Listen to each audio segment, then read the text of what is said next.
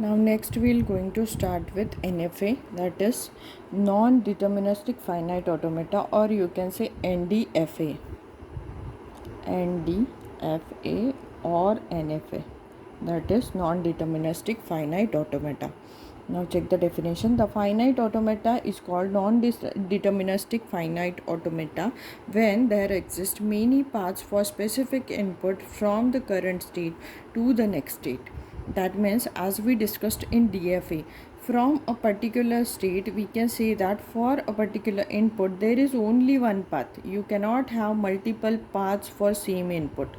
So this is not allowed in DFA, but this is allowed in NFA. So we can say that in NFA, for a specific input we can have multiple paths.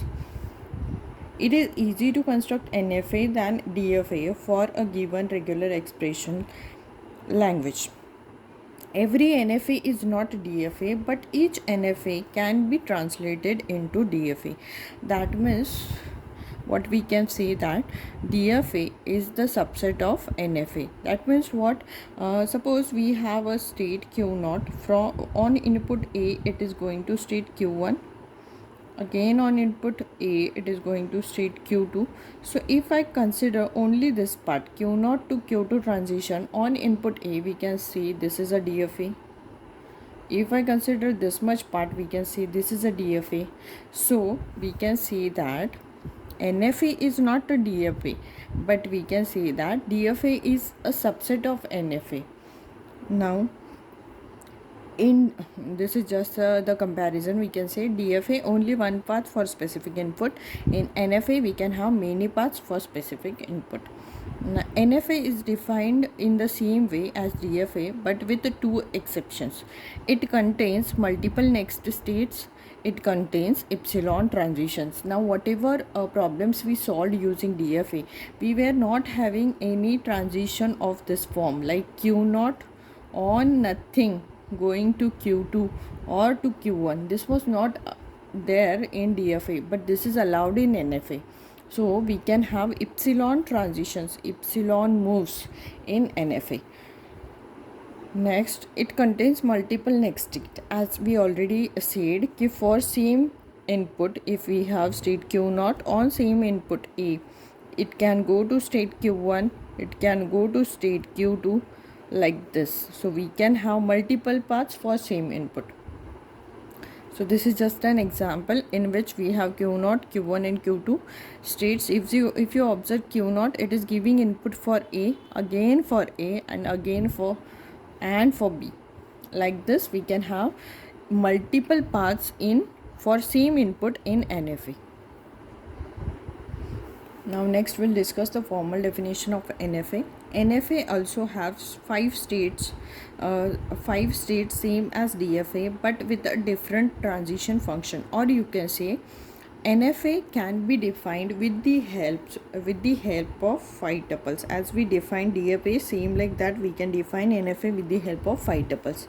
So it is same, the definition is somewhat same like DFA. We have 5 tuples, but there is a change in the transition function, that is delta. In case of DFA, we had the transition function like Q cross sigma was giving us Q, but here there is change in the transition function delta. That is in case of NFA, we have Q cross sigma giving us 2 raised to Q. That means we can have multiple next states or multiple new states on some input. This is a set of states, this is input symbol state, and these are the transitions. Now the tuples we can say NFA can be defined like M, Q, sigma, then we can have delta, Q0 and F. These are the 5 tuples with which we can define NFA.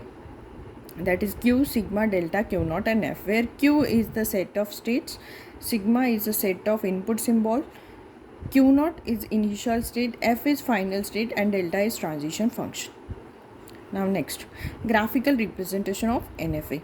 And NFA can be represented by diagrams called state diagrams, in which the state is represented by vertices. The arcs labeled with an input character show the transition, the initial state marked with an arrow, the final state denoted by the double circle. As we did in case of DFA, same like that we have to follow the rules. Like states represent the vertices of the diagram, arcs the arrows in between states, arrows in between states. These arrows are carrying some input, they are called as transitions. Next, the initial state is always marked with an arrow and the final state is marked with a double circle. The same rules we have to follow in this case also. Now check the example.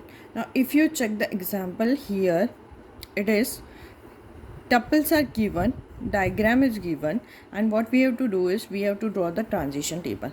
Now check, Q is having set of state, that is we have Q0, Q1, Q2, 3 states. Sigma is set of inputs, we have 0, 1, so we have 2 inputs.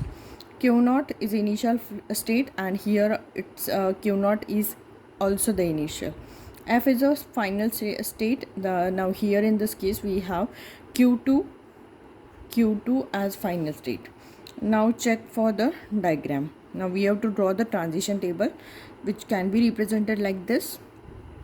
A table in which columns represent input, so we have these inputs, and the rows are representing like Q, that is state. So we have Q0, Q1, Q2 state, that is the set of states. Q0 is initial state and Q2 is the final state. Inputs we have 0 and 1, so we represented. Now check for state Q0. Check for state Q0 on input 0. State Q0 on input 0. It is coming to the same state. So we can say Q0. Now Q0 again on input 0. Q0 again on input 0. It is going to Q1 also. So we can have two transitions for same input, that is Q0, Q1. Now Q0 on input 1. Q0 on input 1. Q0 on input 1. It is going to Q1. So we can have only one term over here, that is Q1. Now go for state Q1. State Q1 on input 0. State Q1 on input 0. It is going to state Q2. State Q1 on input 1. State Q1 on 1. It is going to Q0. So we have to represent Q0 over here. Now check for Q2. Check for Q2. Q2 on input 0. Q2 on input 0 is coming to the same state. There is a loop. So Q2. Now Q2 on input 1. Q2 on 1, it is coming to the same state and also going to state Q1. So we can say Q1, Q2. So this will be the transition table for the given transition diagram.